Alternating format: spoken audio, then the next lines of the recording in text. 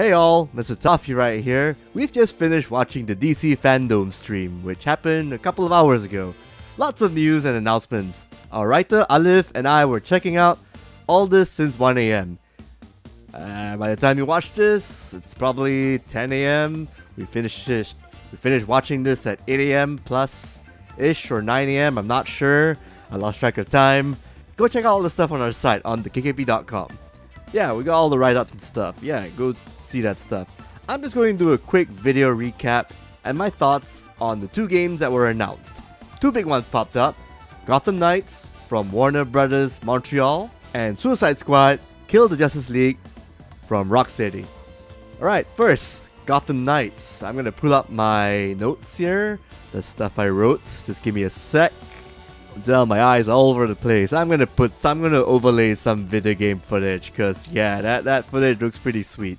So what was revealed? It's probably the worst kept secret because of all the leaks and all the reveals and probably the marketing PR hype tease stuff going on. But yeah, Gotham Knights, a new Batman Arkham style title from the guys who made Shadows of Mordor and Shadows of War for Warner Brothers.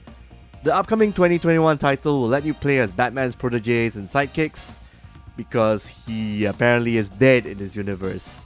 A bit weird. I think Tim Drake and Barbara Gordon are dating in the Batman Arkham timeline, unless this is a different timeline. So yeah, as you can tell from the trailer, you get to control Batgirl, Nightwing, Robin, Damian Wayne Robin, and Red Hood, Jason Todd, with the guns and stuff, if we're looking at the comics and even the Injustice games.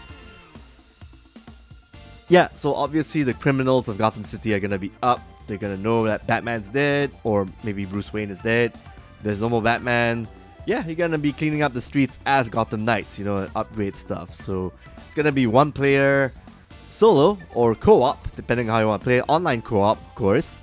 Combat's gonna look a bit more ballerina of death, kinda style fighting like in the Arkham titles, except I'm sure you're gonna have different styles of fighting, be it Damian Wayne, Red Hood, Batgirl, whom we've seen a lot here, and Nightwing with the tonfa rods and stuff. That with the nightstick. I think that's what it's called, the nightstick? I'm not sure. Yeah, your main villains as revealed are the Court of Owls. Big comic book fans will know who the Court of Owls are. They're the very shady, secretive group with the owl mask. And of course you got your Batman rogues, your rogues gallery, your villains like Mr. Freeze. Probably you'll see Penguin, probably see Scarecrow and a bunch of others. Joker's dead in this universe, but who knows? Harley Quinn might go back to crime or something, who knows? Looks really cool. I like the action, I like the grappling system, I like the fact that you can still wander around in an open world like how you did in the Arkham series. It'll be nice to see them. Oh yeah, Barbara Gordon, Batgirl has a bike. That's pretty cool.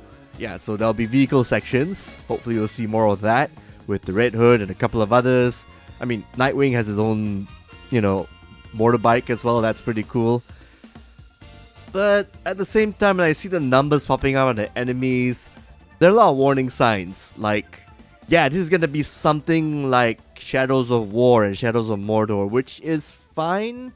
Or even like the Avengers game that's coming out in in a week or so.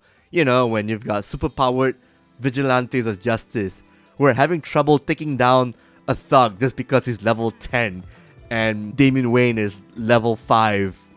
It's just weird. There's a bit of a disconnect. I mean, yes, I know these are characters leveling up to be like the next best thing. But maybe, do it with the Arkham Knight approach or the Arkham series approach where Batman has the tools, you get to activate all of his moves as the game progresses. I kind of like that instead of the whole leveling up system, but I'm sure they'll make something cool out of it. They'll make something more gratifying and more progressive. I think that's what they're going for, since these are sidekicks trying to be their own characters and fighters.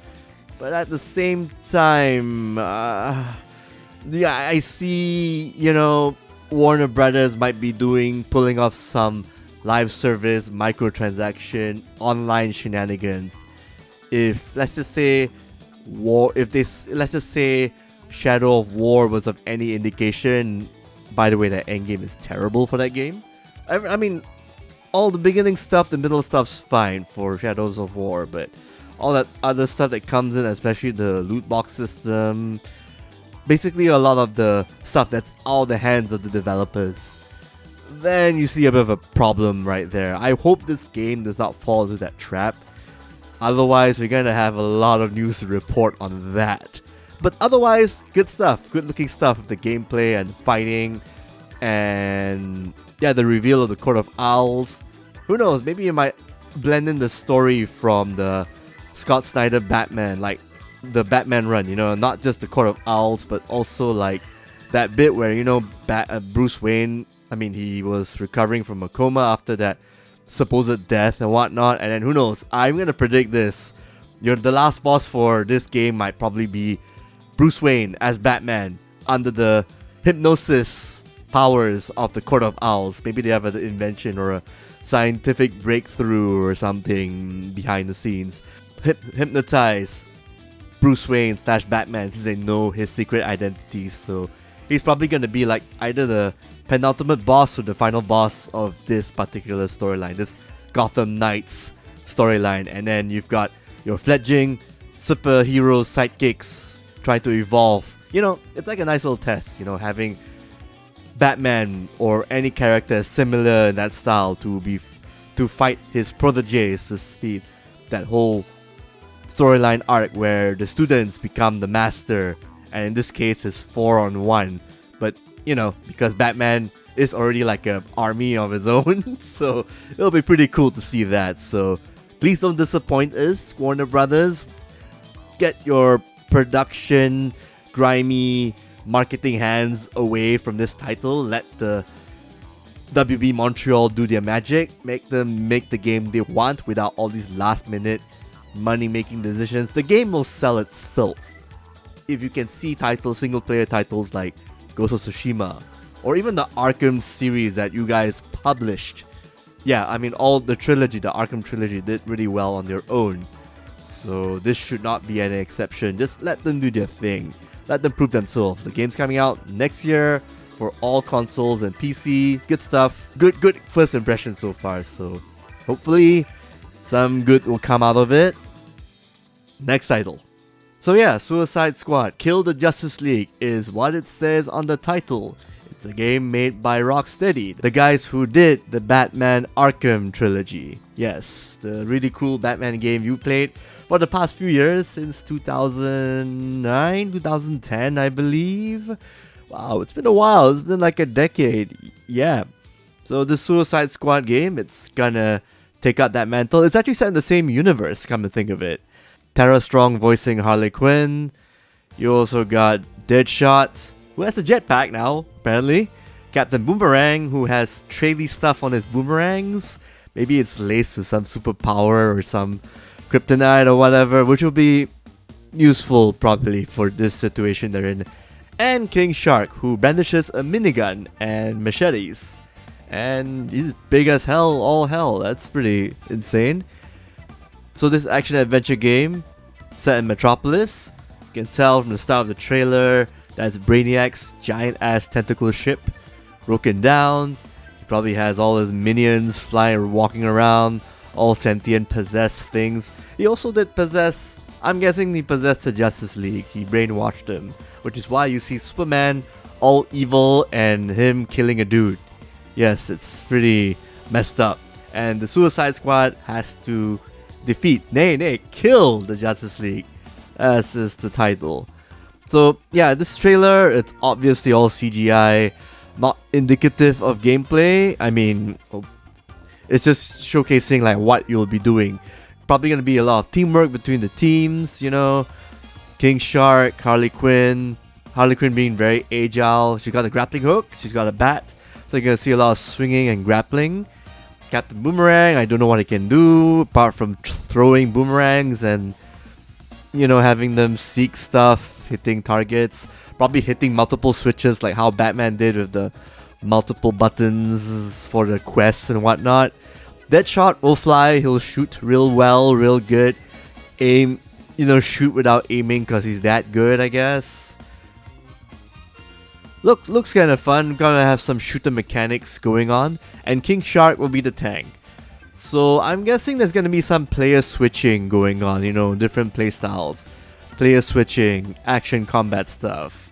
You're gonna have your agile melee ballerina style combat like in the Arkham series when you got characters like Harley Quinn fighting.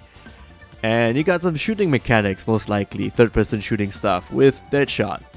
The others, I'm gonna predict, gonna have a tankier style with King Shark, and probably some stealth stuff, stealth missions here and there, because while they're good at kicking ass, I'm guessing they're not gonna have huge life bars compared to, say, Batman. They're not as technologically adept, or even as powerful as Superman, whom they're gonna have to kill, I must remind you. So, for humans, they have no choice. They have that little bomb in the back inside their brains, the microchip, all done by Amanda Waller, who always commands Task Force X to do all these things. Well, maybe I do have one prediction.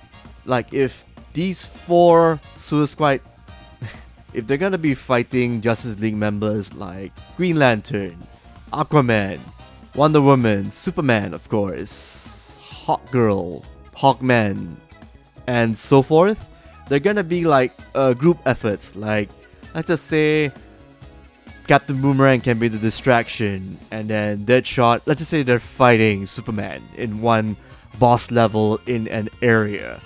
So Deadshot has kryptonite bullets. He can probably shoot Superman between the eyes, but he's gonna need distraction of sorts, something to distract Superman. So Captain Boomerang can do that, Harley Quinn can set traps, King Shark can be the tank. So again, group effort, some team play thing going on. Or if the team is fighting Green Lantern, Jon Stewart, for diversity purposes, or even Kyle Rayner, or Hal Jordan, or even 3 of them, they're gonna have to find some way to take out the ring, to depower them. Or maybe get the aid of Sinestro somehow. Other ideas, Wonder Woman, they have to take the lasso from her, maybe in some situation, or King Shark could just bite her head off. We'll see. I mean, you can tell the trailer is being played for laughs in the sense. There's gonna be some dark humor, F-bombs, and definitely a lot of violence. So we're probably gonna see the Justice League bite it in very gruesome ways. Could be an alternative universe thing going on, we'll see. Alternative takes. During the whole Harley Quinn animated thing where some characters can just die when you least expect it. So the same thing can happen here in Suicide Squad. They're fighting Shazam. Yeah, they have to find a way to turn Captain Marvel into Billy Batson, so King Shark can bite the head off the little boy. If they're fighting Jason Momoa style Aquaman, they're gonna have to deal with all the sharks and all the little fishies and whatnot, because King Shark, as powerful as he is, he can't really communicate with all sea life, right? So it'll be kind of fun. Maybe put Aquaman, bathe him full of salt so his gills can't take it. I don't know. It'll be kind of interesting, yeah. Or maybe even get some cameos in like Amazo or Simon. Maybe get some Young Justice villains like Sportsmaster or Cheshire. Go nuts, basically. Go nuts. Or maybe even get Deathstroke's help like a little bit here and there. We'll see. The possibilities are endless. It's anything like the Arkham series, we know is going to be in good hands from Rocksteady. Coming out 2022 for the next gen stuff. PS5, Xbox Series X, the PC. There's an elephant in the room we need to address. The whole Rocksteady sexual harassment allegations that's been going on. It sucks. Hopefully they can get that sorted, because that could actually tarnish the image of this game in the next coming years, months or so. From the looks of things, I mean, they would have shown gameplay. I know, we all know that Gotham Knights will be coming out next year, but the following year is going to be followed up with Suicide Squad. So it makes sense that, it's tiered, why have them competing and cannibalizing each other on the same year? Have them come out one year after the other. It makes a hell of more sense. Will this game have microtransactions or, all this Warner Brothers bullshit? Hopefully not. I mean, the Arkham Knights series, the Arkham series, has not faced this bullshit. I'm guessing Rocksteady has a lot of pull, given how they've brought a lot of people to play single-player, action-adventure, Metroidvania-style Batman games. So they can get away with a lot of things. So to have this, as well as have that whole same Metroidvania-style gameplay with Metropolis and with 4 characters to play around and switch around with, it's looking pretty promising. Yeah, cool stuff, cool stuff. Alright, to sum it up, Gotham Knights looks promising. Hopefully none of that Shadow of War bullshit. Suicide Squad killed the Justice League. Just a trailer. You know, a lot of fluff. Show some gameplay. And some promising story aspects, which is always part and parcel of the Arkham series. So yeah, that's it from us. The next DC Fandome event is gonna happen around September, because it's apparently split to 2. Hopefully we'll get more new video game content. As usual, tune in to thekkp.com or subscribe to our YouTube channel where we post stuff like this every week on a weekly basis. See you then, bye bye, ta-ta.